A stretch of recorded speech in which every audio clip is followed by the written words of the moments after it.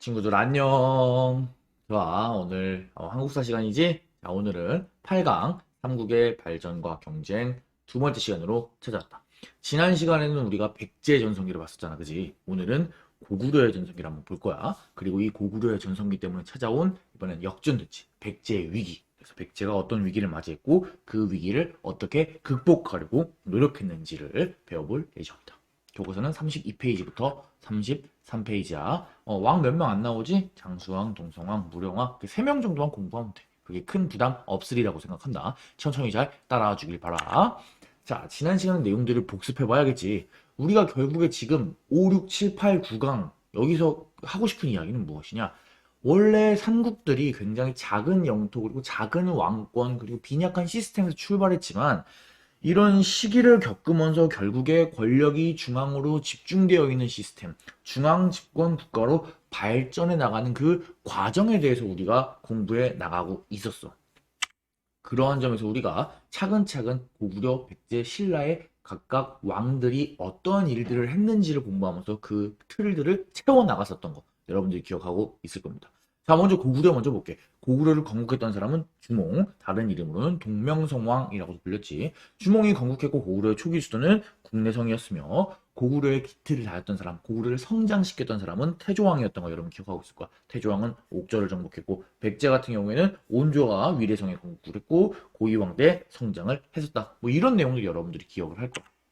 그래서 고구려 같은 경우에는 옥저정복 태조왕 때 영토가 점점 더 넓어지는 거 확인할 수 있지. 그래서 태조왕 때 고구려가 원래는 5개 부의 연합이었지만 점점 더 왕의 권력이 세져서 이 왕의 힘이 부의 힘을 누를 수 있게 되면서 시간이 흐르면 태조왕 때 했다는 건 아니야. 태조왕 이후에 시간이 흐르면서 점점 왕위가 아들에게 독점적으로 세습되는 등의 왕권이 강화되고 부의 세력이 약화된다. 이런 내용들. 결국 중앙 집권화가 본격적으로 시작된다. 국가가 그만큼 성장하기 시작했다. 국가의 기틀이 다져졌다. 우리가 알고 있는 이미지의 고구려화 되어 가고 있다. 라는 것들을 지난 시간에 공부를 했었을 겁니다. 백제 같은 경우에는 역시 온주왕이 건국했지. 위례성에. 이거 위례성 지금 무슨 성이라고? 지금 우리 동네에 있는 풍납토성이란 거 여러분들 다시 한번 체크를 해줬으면 좋겠어. 고이왕 때 마치 고구려의 태조왕이 옥저를 정복했던 것처럼 고이왕은 마한의 소국들을 정복해가면서 영토를 넓히기 시작했습니다. 영토를 이렇게 넓혀서 마한의 소국들을 병합하고 마한에서 원래 대장국가 노릇을 했던 목지국이라고 하는 나라까지도 정복을 해버릴 정도로 백제가 강해졌던 거 여러분들이 기억하고 있을 겁니다. 나라가 강해지고 나라가 크다 보니까 당연히 벼슬, 관리들의 등급, 그 다음에 법률까지도 정비했던 모습 여러분들이 체크할 수 있을 겁니다. 자, 반면에 신라 같은 경우에는 박혁거세가 세운 것까지는 좋았어. 고구려, 백제, 신라가 사실 다 비슷한 시기에 건국은 돼. 그런데 문제가 무엇이냐? 고구려가 태조왕, 백제가 고이왕 식으로 나라를 정비하고 있을 때 신라는 그 정도의 발전을 하지 못하고 박석김이 교대로 왕에 즉위하는 모습을 보였어. 그리고 거기다가 왕호도 독특했어. 거서관, 차차홍, 이사금 이런 것처럼 뭔가 왕이라고 하는 강력한 하나의 개념이 아니라 거서관, 귀한 사람, 차차홍, 제사장, 이사금, 연장자 뭐 이런 느낌의 왕호를 사용하고 있던 시절이 고구려랑 백제가 한참 발전하고 있던 시기야. 그러면은 신라는 언제 좀 나라의 기틀을 가지느냐? 그것이 바로 4세기 갔을 때 뇌물왕, 뇌물 마립간 시기였던 거 여러분들이 체크할 수 있을 거예요. 뇌물 마립간 시기에는 드디어 박석김이 아니라 김씨가 독점적으로 왕위를 세습하게 되고 그 다음에 대군장이라는 칭호인 마립간을 사용하게 되었다라는 부분 여러분들이 반드시 체크할 수 있어야 됩니다. 아니 그러면은 선생님 신라는 왜 이렇게 발전이 느렸나요? 좋아, 좋은 질문이었어. 지난 시간에 얘기했듯이 신라가 뭐 못나서 발전이 느린 게 아니야. 국가가 발전할 때는 서로 상호작용을 해야 되는데 신라 같은 경우에는 지리적으로 그런 부분이 굉장히 약했어. 왜냐? 백제 같은 경우에는 한강이 있었기 때문에 배를 타고 빠르게 바다로 나갈 수 있었고 바다로 나가게 될 경우에 바로 북쪽에 대방이나 낙랑같이 중국 군현이 있었기 때문에 이쪽을 통해서 발달된 문물을 흡수하기가 좋았지. 하지만 그에 비해서 지난해 사로국 신라 같은 경우에는 큰 강이라고 할 것도 좀 빈약했고 그 다음에 바다로 나갔을 때 교류할 수 있는 상대도 마땅치가 않았어. 그렇기 때문에 신라의 발전은 지리적인 이유 때문에 조금은 더뎠다 이렇게 생각하면 좋겠습니다. 자, 그리고도 공부를 했던 게 고구려, 백제 이렇게 왔다 갔다 하는 흐름이었지. 처음에 고구려가 낙랑군을 점령을 하면서 어느 정도 성장을 하지만 백제가 곧 전성기를 맞이하면서 와 근초고왕 정말 대단한 왕이었지. 그러면서 고구려의 위기가 찾아왔지. 대표적으로 고국 원왕이 전사하고 그의 아들이었던 소수리망이 즉위하게 되는데 이 소수리망 같은 경우에는 고구려를 다시 솟아오르게 하기 위해서 굉장히 노력했던 왕이었어. 그래서 태학, 율령, 불교 이런 거 있고 그다음에 그거에 기틀을 다져가지고 이어가지고 광개토당이 등장했다. 뭐 이런 거 흐름. 그리고 이렇게 하고 있는 와중에 중국은 굉장히 혼란스러운 분열의 시기였다라고 하는 거 여러분들이 흐름으로 공부를 했을 거야. 흐름으로 따지면 뭐 착착착착 이런 흐름이었고 좀 더 자세히 살펴보자면은 미천왕 시기에 그렇지 이제 낙랑군과 대방군을 점령하고 요동을 점령하고 해서 영토를 크게 넓혔던 거 확인할 수 있어. 영토를 넓히다 보니까 당연히 성장하는 백제와 국경선을 맞닿게 되고 국경선을 맞닿는다는 것은 이 시기에 전쟁을 의미했다. 그런데 하필 이때 백제의 왕이 바로 전성기를 이겼던 근초고왕이었어. 근초고왕은 원래 이렇게 이 정도의 영역이었던 백제를 마한 지역 전체를 차지하는 거대한 국가로 만들어 버렸고 그 다음에 한수를 더 떠서 북쪽으로 공격해가지고 고구려의 고국 원흥을 전사시키는 데 성공한다. 여기서 그치지 않고 바다 건너 중국의 남조랑도 교류를 하고 그 다음에 일본이랑도 활발한 교류를 펼쳤다. 일본과의 활발한 교류를 엿볼 수 있는 그리고 거기서 백제의 자신감, 후왕에게 이 칼을 하사한다 라고 하는 백제의 자신감을 엿볼 수 있는 문화재가 바로 칠지도였던 거 여러분들 반드시 기억을 해야 할 겁니다. 자, 다음으로 넘어갈게. 그래서 근초광 때문에 고국원왕이 죽으면서 이 소수림왕대 고국원왕의 사망 이후에 고구려의 위기가 찾아왔던 거예요. 그 고구려의 위기에서 고구려를 부활시키려고 노력했던 소수림왕 태학을 설립해서 인재를 등용하고 율령을 반포해서 법을 만들고 불교를 공론해서 백성들을 하나로 모으려는 그런 움직임. 그리고 이 움직임 끝에 광개토대왕이 등장했던 건 여러분들이 기억하고 있을 겁니다. 광개토대왕 같은 경우에는 뭐 영토를 넓히 개척을 했고 그 내용들이 전부 다 광개토대왕 능비에 써 있고 또 그 다음에 또 이 호우명 그릇 같은 걸 보니까 신라 역시도 광개토대왕의 그 영향력 아래에 있었던 걸 여러분들 확인할 수 있어. 왜 영향력 아래에 있었냐고? 신라에 침입한 외를 광개토대왕이 그 격파해줬기 때문이지. 뭐 이것뿐만이 아니지. 영락이라고 하는 연호를 사용했다. 원래 연호는 그 해를 세는 기준이 되는 단위인데 이거는 동아시아에서는 중국의 황제만이 할 수 있는데 그거를 광개토대왕이 했다는 거야. 이거는 중국의 못지않은 강함을 보여주고 싶은 그런 고구려의 움직임이라고 여러분들이 해석해도 좋을 겁니다. 자, 오늘은 그 다음 이야기야. 광개토대왕 이후의 이야기. 광개토대왕 이후에는 고구려의 전성기라고 할 수 있는 장수왕이 등장을 한다. 이 장수왕이 등장을 하기 때문에 백제는 당연히 고구려가 전성기면 위기에 빠질 수밖에 없겠지. 그래서 계로왕이라고 하는 왕이 전사하는 일이 발생해. 그리고 이 계로왕이 전사하면서 또 한성, 이 위례성을 빼앗기기 때문에 그 아래 충청도 공주 웅진으로 천도를 하게 되고 그 와중에 어떻게 하면 위기를 극복할 수 있을 것인가 하고 이 두 명의 왕이 등장해. 그 왕이 바로 동성왕과 무령왕입니다. 오늘은 그래서 고구려가 전성기를 맞이하고 그래서 왕이 죽는 엄청난 위기에 처한 백제가 어떠한 과정으로 위기를 극복하려고 노력하는지 그 내용을 공부를 해볼 거야. 왕 이름은 총 4명 등장하고 뭐 업적에 등장하는 왕은 3명 정도니까 크게 어렵지 않을 거야. 지난 시간이 고구려가 뜨지만 백제가 전성기를 맞아서 고구려가 위기가 찾아왔다. 하지만 광개토대왕이 등장했다. 이런 내용이었다면 오늘은 고구려가 전성기를 맞이하면서 백제의 위기가 찾아왔다. 라는 흐름으로 기억을 해주면 좋을 것 같습니다. 자, 장수왕 보도록 합시다. 뭐 명실상부한 고구려의 전성기라고 얘기할 수 있지. 그래서 광개토대왕이 북쪽의 영토를 넓혔다면 장수왕은 아래쪽에 남쪽의 영토를 넓혔어. 그래서 우리는 장수왕 때 남쪽으로 진격하는 정책이라고 해서 그걸 남진정책이라고 부릅니다. 남진정책의 일환으로 장수왕은 고구려의 수도를 옮겼는데 어디로 옮겼느냐? 바로 국내성에서 평양성으로 옮겼어. 아무래도 수도를 남쪽으로 옮긴다는 건 좀 더 남쪽으로 강력하게 내려가겠다는 의지를 보여준 거겠지. 그리고 그 과정에서 한성, 백제의 수도를 함락시켜버리고 한강 유역을 완전하게 차지했어. 광개토대왕 때 한강 북쪽까지 진출했다면 장수왕 때는 이제 완벽하게 한강 유역을 차지해서 한반도 중부까지 고구려가 차지하게 되는 거지. 그리고 고구려는 이러한 자신감에 힘입어서 고구려 중심의 천하관을 갖게 되는데 이것은 무엇인고 하니 흔히 동아시아 질서에서 나오는 중국 중심의 질서에 포함되지 않은 어떤 다원적인 우리가 중국에 종속되어 있는 것이 아니라 거의 중국과 맞먹을 수 있는 하나의 천하를 이루고 있다라고 하는 그런 국제 질서를 갖게 된다. 무슨 말인고 하니 당시의 상황을 좀 볼게. 당시의 중국 상황을 보면은 중국은 남쪽과 북쪽, 남조와 북조로 갈려 있었어. 근데 그 중에 얘네들은 중국 전통적인 한족이 아니라 유목민족이야, 심지어. 중국 전통적인 한족은 이게 아래쪽에 유목민족에 쫓겨서 황허강 일대도 있고 아래쪽으로 내려와 있는 상황이었어. 그래서 이렇게 유목민족과 한족이 대립하고 있는 상황에 또 북쪽엔 유연이라고 하는 또 다른 유목민족들이 있고. 그래서 뭐 지금 중국은 뭐 상당히 정신이 없는 상황이었어. 이런 와중에 고구려는 이렇게 거대하게 성장을 해서 아래쪽으로는 백제와 신라를 압박하고 또 한편으로는 이런 복잡한 중국의 국제 질서를 활용을 해서 유연이랑도 외교 관계를 맺고 그 다음에 북이랑도 때론 싸우고 때론 외교 관계를 맺고 남쪽이랑도 외교 관계를 맺어서 다원적인 그런 천하를 구성했다. 이렇게 여러분이 생각해 주면 좋을 것 같아요. 굉장히 복잡한 국제 질서를 활용해서 실리를 챙겼다고 볼 수 있는 거지. 동아시아 지역에서 실질적인 맹주 역할을 했던 것이 바로 고구려 장수왕 때가 되겠습니다. 자, 장수왕 때 이야기. 우리가 고구려 광개토대왕의 이야기는 뭐 광개토대왕 링비에 보면은 신라의 뇌물마립간이 노비와 같은 저에게 군대를 보내주세요라고 비는 모습, 혹은 신라의 큰 고분에서 광개토대왕이라고 써있는 그릇이 발견되는 점, 이런 걸 통해서 우리가 고구려가 얼마나 잘 나갔는지 이런 것들을 알 수 있었다면 장수왕 때 것도 그런 걸 확인할 수 있는 문화재가 있어. 바로 우리나라의 가운데 중부지방에 있는 충주 고구려비가 되겠다. 이 충주 고구려비는 광개토대왕이 세웠던 걸로 추정되는데 여기에 내용에 보면은 신라를 지칭하는 말이 나와. 근데 우리가 신라를 지칭할 때 고구려 사람들이 신라 이렇게 안 쓰고 뭐라고 쓰고 있냐면 동이라고 쓰고 있어. 동이.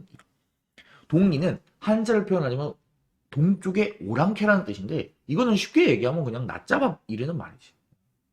신라 이런 나라는 뭐 이름을 써줄 필요도 없어. 동이라고 쓸 정도로 고구려가 당시 장수왕 때 막강한 힘을 자랑했다는 걸 우리가 문헌적으로도 확인할 수 있는 것이다.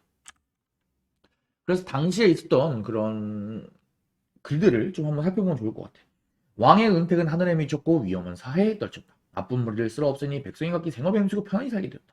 나라는 부강해지고 백성은 풍족해졌으며 오공이 풍성하게 이겼다. 광개토대왕. 강의 신의 손자이며 해와 달의 아들인 주몽이 북부에서 태어나서 천하의 사방은 이 나라 골이 가장 성스럽다. 주몽은 강의 신의 손자고 해와 달의 아들이면서 우리나라 고을이 세상에서 가장 성스럽다. 모두로 무덤비죠.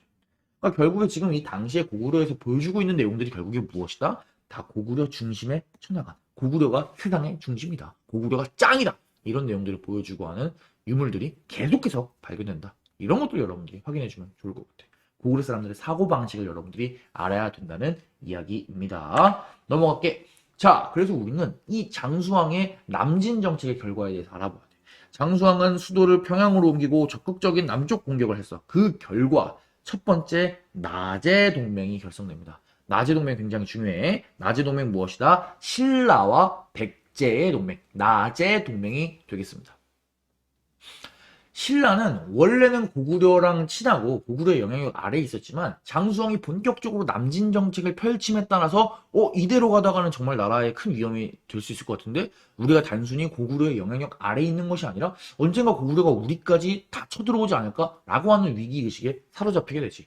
결국에 신라는 위기에 빠진 백제와 함께 손을 잡고 공동으로 고구려에 대항하기로 결정을 하니 그것이 바로 나제 동맹이 되겠습니다. 자, 백제는 신라보다 더 위험해. 왜냐? 이때 이미 한성, 백제 수도가 함락을 당하고 백제 왕인 계로왕이 전사를 하게 됩니다. 고구려의 고국원왕이 죽은 거랑 정반대지. 백제의 계로왕이 전사하게 돼. 죽어서 계로워 이렇게 외우라고 하는 그런 경우도 있는데 뭐 그게 잘 외워지면 그렇게 하렴. 계로워 뭐. 왕이 죽은 백제는 이제 한성을 빼앗겼으니까 새로운 수도를 찾아야겠지. 그래서 웅진이라고 하는 곳으로 이사를 가게 됩니다. 이 웅진 지금의 충청도 공주야. 항상 옛날 지명이 나올 때는 요즘 지명이랑 연결해서 공부를 해야 돼. 예를 들어서 국내성은 중국의 지안시, 그 다음에 위례성은 지금의 풍납토성, 그 다음에 백제 웅진은 지금의 충청도 공주. 이런 식으로 여러분들이 잘 연결을 해서 이해를 해줬습니다. 자, 어찌되었든지 지금 무슨 상황이야? 결국 이런 상황 전부 다 백제의 엄청난 위기, 나라가 망하기 직전까지 가게 된 거야.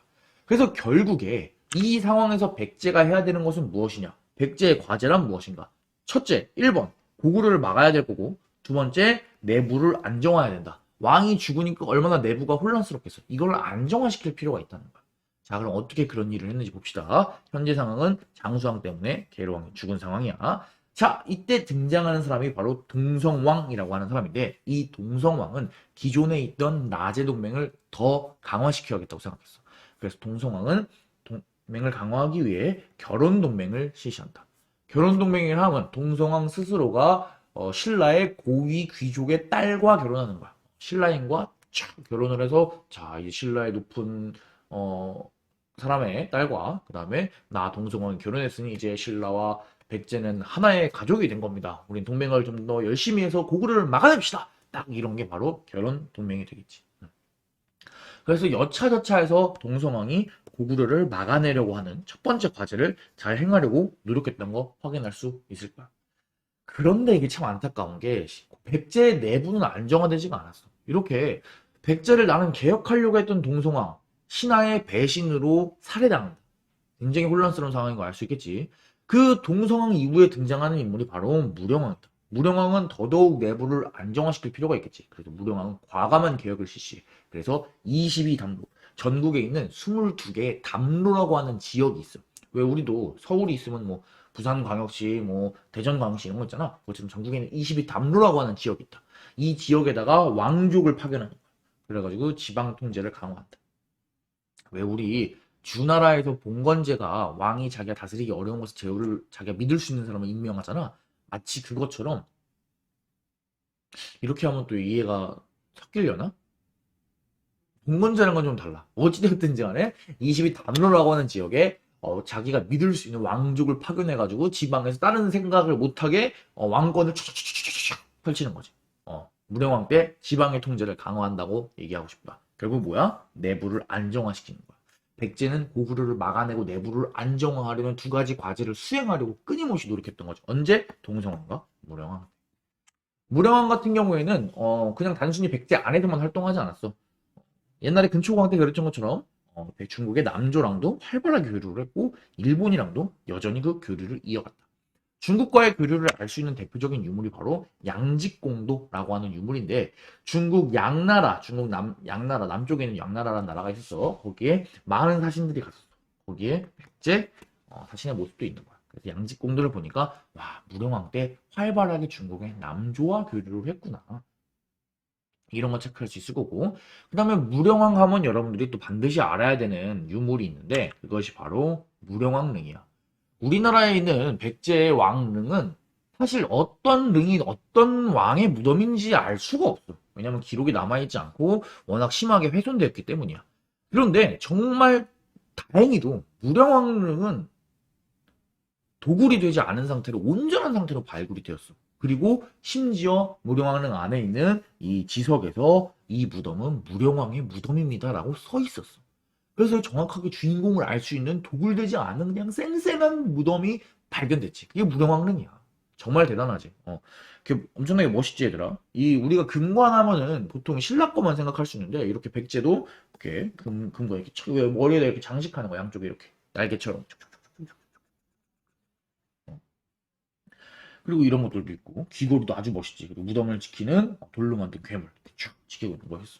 우리나라의 국보가 그러니까 최고 등급 높은 문화재를 국보라고 하잖아. 국보가 우리나라에 지금 332개인가가 있을 거야. 근데 그 332개의 국보 중에 무려 17점의 국보가 바로 이 무령왕릉에서 나왔어. 정말 어마어마한 발굴이라고 이야기할 수 있지. 근데 이 무령왕릉에서 우리가 문화재 정말 이쁘다. 금 정말 이쁘다. 와 이거 석수 정말 멋있게 생겼다. 무령왕은 그 무덤의 주인을 알 수 있네. 정말 특이하다. 이런 것도 중요하지만 우리가 여기서 체크해줘야 될 거는 무령왕릉은 무령왕 시기에 백제의 활발한 대외 교류를 상징할 수 있는 문화재라는 거야. 무슨 말인 거 아니? 이 무덤의 양식을 볼까? 우리 원래 백제 무덤 양식 뭐였어? 석촌동고분 기억나니? 고구려 거랑 비슷했던 거. 맞아. 돌을 무지무지 많이 쌓았던 돌무지 무덤이었어. 하지만 이거 봐봐. 돌무지 무덤이 아니지. 이거는 벽돌을 쌓아 만든 무덤이야. 우리는 이런 양식을 뭐라고 부를 거냐면 벽돌을 쌓았다 그래서 벽돌 무덤이라고 할 거야. 근데 이 벽돌 무덤은 어떤 양식이냐? 중국 양식이야. 중국의 그리고 또 남조 양식이야. 활발하게 교류를 했던 걸 알 수 있잖아. 그치? 그리고 또 특이한 게 이 무령왕릉에 있는 무령왕의 관. 이 관을 조사해봤는데 이 관을 만든 나무가 우리나라에서 난다. 그럼 이 나무는 어디서 수입해왔냐? 이 나무는 from 일본에서 수입해. 야, 관은 일본에서 수입하고 무덤 스타일은 중국 스타일로. 이거 굉장히 글로벌한 왕이었구나. 그만큼 외국이랑 활발하게 대외 교류를 하고 내부를 안정화시켜서 백제를 다시 끌어올리려고 했구나라고 하는 것들 여러분들이 무령왕릉을 보면 바로 체크할 수 있어야 된다. 선생님은 이런 말입니다. 자, 넘어갈게. 무령왕릉 얘기가 나온 김에 오늘 수업할 내용은 다 끝났고 무령왕릉에 대한 좀 에피소드를 좀 들려주고 수업을 마치려고 해. 무령왕릉이 도굴되지 않은 상태로 나왔다 그랬잖아. 이건 정말 진짜 행운이었어. 왜냐면은 이렇게 무령왕을 밖에서 보면 이렇거든, 무령왕릉이. 근데 양쪽에 무덤이 있어. 딱 봐도 이거 무덤 같이. 그래서 얘네랑 얘는 도굴이 됐어. 그런데 그 사이에 있는 움푹 파져 있기 때문에 여기가 무덤인지 모르고 도굴이 되지 않은 상태에서 온전한 상태로 남았던 거지. 그래서 1970년대에 비가 엄청 많이 와가지고 여기가 일부 원래 접혀 있었다가 흙으로 덮여 있었다가 파진 거야. 그래서 여기 무덤 입구가 있다 라고 해서 우리나라 고고학자들이 이렇게 쫙 발굴을 하기를 시작했지. 그래서 이렇게 하나하나 앞에 막혀있는 벽돌 무덤에 탁 그런 것들 뚫고 들어가는 거야. 여기 보면 뿌리가 지금 벌써 이게 1500년 정도 된 거니까 엄청나게 많은 나무 뿌리가 있는 거 볼 수 있지. 다 제거하고 탁 그 무덤을 촥 열었을 때 좀 무섭긴 하다. 그지? 당시 사진이야. 촥 석수관을 딱 지키고 있고 정말 아마 흥분되는 순간이었을 거야. 정말 도굴되지 않은 옛 왕릉을 발굴 조사한다는 게 어떤 느낌일지, 와, 진짜 역사를 전공한 선생님으로서는 정말 진짜 대단한 같은 그런 느낌인데, 참 안타까운 게 이 발굴이 제대로 이루어지지가 않았어. 당시에 우리나라 같은 경우에는 이런 왕릉급 문화재들을 발굴한 경험이 되게 적었어. 일제강점기 이전에는 우리나라가 유교 사회였기 때문에 막 왕의 무덤을 이렇게 파서 조사하거나 그런 거는 상상할 수도 없었지. 결국 일제강점기가 시작되면서 일본으로부터 현대식, 약간 서양식의 그런 발굴 조사 기법들이 들어와서 조사가 시작된 건데, 사실 일제강점기 때는 일본인들이 주로 메인이 되고 우리나라 사람들은 그걸 보조하는 역할에 불과했었지. 전문가도 많지 않았고. 그래서 일제강점기가 끝나고 일본이 이제 넘어가고 나서는 사실 뭐 발굴하고 조사하고 그런 고고학을 하기보다는 나라 전체가 경제를 살리는데 엄청나게 혈안이 되어 있는 상황이었지. 경제를 빨리 발전시켰어야 되니까. 그런 점에서 제대로 된 고고학 기술이 발전되지가 못했었어. 그런데 공교롭게도 그런 상황에서 이렇게 1970년대에 무령왕릉 발굴을 하게 된 거지. 결국에 우리는 제대로 된 그런 전문적인 경험이 없는 상태에서 무령왕릉을 발굴하게 된 거야. 그런 상황에서 사람들의 관심은 쏟아지지, 이 문화재도 엄청나게 진짜 대단한 거지. 그런 막 또 정부에서는 이거를 막 빨리 어떻게 좀 성과를 내줬으면 좋겠는 입장이지. 그러다 보니까 그런 것들이 복합적으로 얽혀가지고 원래 이런 진짜 대단한 왕릉급 문화재 그리고 한 번도 발굴이 되지 않은 것을 처음 조사하는 거면은 지금 기준으로 해도 지금 기술도 발달했잖아. 지금 기준으로 해도 최소 몇 년 이상은 발굴을 하는 게 정석이야. 정말 천천히 한 층 한 층 한 층 발굴 조사를 하는 것이 정석인데 진짜 우리나라 사람들의 그 빨리빨리 문화라고 그래야 될까? 결국에 이 무령왕릉을 발굴 조사를 우리나라가 단 17시간 만에 끝내. 그러니까 무덤을 까고 그 안에 있는 문화재를 다 조사해서 나오는 데까지 17시간밖에 안 걸렸어. 이게 진짜 어떻게 보면 되게 부끄러운 일이라고 할 수 있어. 이거 여기만 보더라도 이런 지금 아까 석수 보이지? 석수를 옮길 때도 조심해서 옮겨야 되는데 뭐 장갑도 안 끼고 마스크도 안 끼고 그냥 대충 나무 어디 상자 같은 데다 옮겨가지고 이렇게 나르고 있는 거 보이지? 그러니까 이런 것만 하더라도 단적으로 상당히 좀 빈약했구나 그런 부분에 있어서 부족했구나 이런 것들이 좀 보이는 것 같아. 실제로 여기 지금 이 사진 보면 얘들아 이 발굴 조사하고 있고 이 사람들 다 보니 다 기자잖아. 이때는 아직 뭐 출입을 통제하고 막 고고학 현장에서 뭐 그런 개념들이 정립돼 있지 않아서 기자들이 막 특종을 찍겠다고 막 발굴 조사단 제끼고 막 안에 들어서 사진 찍고 막 무덤 안에 들어가고 그래서 실제로 막 기자들이 막 발로 밟은 문화재들도 있어. 그래서 막 숟가락 같은 거 이렇게 휘어지고 그랬대. 보면은 기자들이 이렇게 막 플래시 떠트리고 있는데 여기서 이 사람들이 어떻게 발굴 조사를 제대로 할 수 있겠어. 그래서 무령왕릉은 이렇게 무덤 주인도 나와. 근데 그 주인이 심지어 백제의 부활을 이끌었던 무령왕. 우리가 백제 왕 몇 명 안 배우잖아. 그 중에 한 명일 정도로 되게 엄청 네임드 왕이야. 네임드 왕인데. 그리고 도굴도 안 됐어.